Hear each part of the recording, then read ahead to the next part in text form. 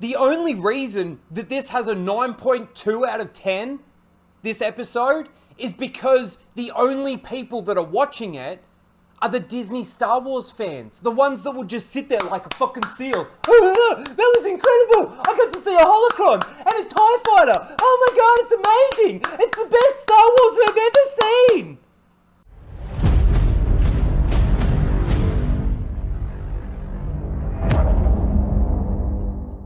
G'day guys and welcome to Raging Rhino. For a while now, myself and many others have been talking about how much destruction Disney has actually been doing to the franchise of Star Wars.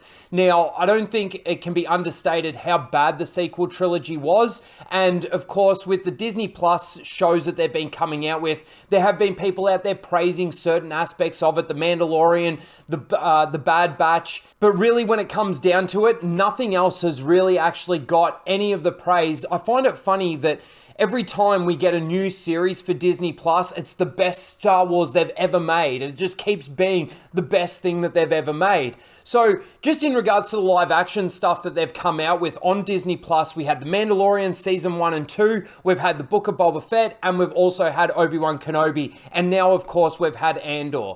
But today we came across a little bit of interesting information saying how much the drop-off has actually been from the Star Wars fans.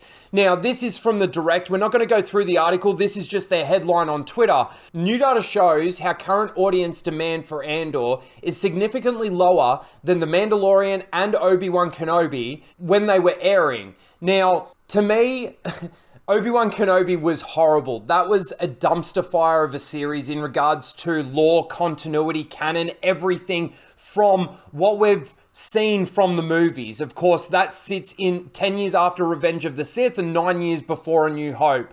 And in regards to the dialogue that we get, what's actually happened, what they did in that series, to me, was just so that they could justify how Leia knows Obi-Wan so well, which wasn't necessary, really, when it comes down to it. And of course, we had Obi-Wan beat Vader again, but not kill him at the end of it, even though he is a Sith and that's their speciality. So realistically, he should have actually finished off Vader in that final fight.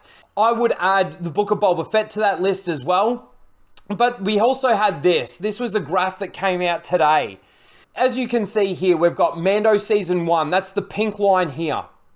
Obviously, it peaked. That's the highest rated season. I think it was the least offensive out of all of them because essentially they're starting with a whole new character. But for me, The Mandalorian from season 1 to season 2 actually does damage to itself. The story threads, the plot doesn't line up well. And going into season 3, if you haven't watched The Book of Boba Fett, you're going to have issues there too. So this second line here is obviously the Mando season 2. And this line here, this white line, is when they actually started. So this was the build up to them. If you actually have a look, you've got Obi-Wan Kenobi, which is the green line. You've got Mando season 1 in there, and you've also got the Book of Boba Fett in there. And that's all hovering around this little area here, building up to it. And then, of course, you get the spike for Mando Season 1. You get a little bit of a spike, but there's a bit of drop-off for Mando Season 2.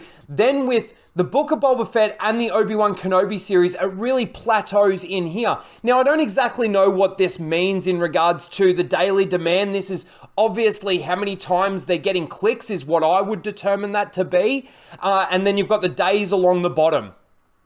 But then if you actually have a look, Andor, no one seems to care about it. No one seems to care about it. And of course, you've got Brandon Katz out here saying, the most disappointing trend I've come across recently is how audience demand for Andor is underwhelmingly lower than The Mandalorian Season 1 and Season 2, The Book of Boba Fett, and Obi-Wan. Despite the fact that it's easily the best Star Wars series by far.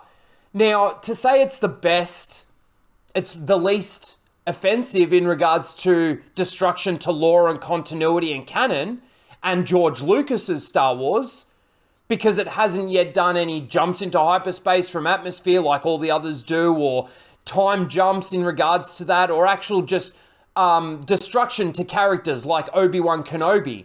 And the last one that we had was Obi-Wan Kenobi. And I think a few more people actually jumped back on board just to see what they would do with that character. And after that series, everybody's fallen off. Also want to point out, obviously this was covered by the Direct. You've got IGN coming out, and this is the Star Wars site, Andor's Twitter page, coming out and saying, it's all been building to this. IGN hails Andor's Episode 6 as a superb nail-biter. Really? An action-packed spectacle and a 10 out of 10 masterpiece. It goes on to say, stream the explosive new episode that has fans and critics raving. Only on Disney+. Fans and critics raving. I think the only fans that are still watching this are Disney Star Wars fans, Disney Star Wars shills. And the critics out there that are giving this high ratings, people want to say that it's the best thing. Like, I don't know what good writing is. I don't know what good storytelling is. Maybe you should go back to watching children's shows. That is pathetically ridiculous. What is so good about this series? People want to say it's a slow burn. I say it's boring. What's the difference, really? And then it builds up to this episode 6. We've still got 6 episodes left, IGN. So it's all been building to this, huh? But yet there's still 6 more episodes, which is probably just going to be more walking, talking, sitting, talking, and eating cereal with Cyril. That's all it's going to be. And I also wanted to just go to this and show you guys this, because this is on IMDb, of course. We've got the most recent episode. It has a 9.2 out of 10. That means that this episode is better than Empire Strikes Back. It's better than Empire Strikes Back. It's better than Star Wars Episode 4, A New Hope. That is impossible. When all I'm seeing is boring, lame storytelling. Not great, it's not horrible writing, but it's not good writing either. And it's so slow, so boring. And just because this episode had a lot of action in it, it doesn't mean that it's good. I mean, I could foresee a lot of things that were coming in it in regards to people dying and stuff like that. I can't believe that this has a 9.2 on IMDb for this episode. I really can't. The only reason that this has a 9.2 out of 10, this episode, is because the only people that are watching it are the Disney Star Wars fans. The ones that will just sit there like a fucking seal. That was incredible! I got to see a holocron and a TIE fighter! Oh my god, it's amazing! It's the best Star Wars we've ever seen! That's why it's got a 9.2, because all the people that actually cared about Star Wars don't give a fuck about it, so they're not even going and rating it. They're not even bothering to fucking review bomb it. It's probably got more positive review bombing than it does negative review bombing. Pathetic. And I can't believe that there are people out there like IGN that give this a 10 out of 10 masterpiece. Action-packed. Maybe this episode was action-packed, but it's still... No, you can't even say that, because episode 6 took half an episode to get to the action-packed stuff. And a nail-biter. A superb nail-biter. I'm biting my nails out of pure boredom. This series isn't good. And the audience is leaving Star Wars in droves. Not only because what they're coming out with is shit, but to those people that end up liking it, like Shill Wars Theory and he's crying at Luke Skywalker, you get people like Pablo Hidalgo come out and say, oh, don't share your feelings. What do you want people to... Do you want people to like your shit or not? So, to all the Disney Star Wars fans out there that are enjoying this, you are getting what you want, but the actual Star Wars fans from 40 years ago are done with it. Are done with it. I had a person on Twitter comment today about, I'm a Star Wars fan. I've been a long time Star Wars fan, and The Mandalorian and Bad Batch are pretty good. Yeah, if you like babysitters in space, maybe.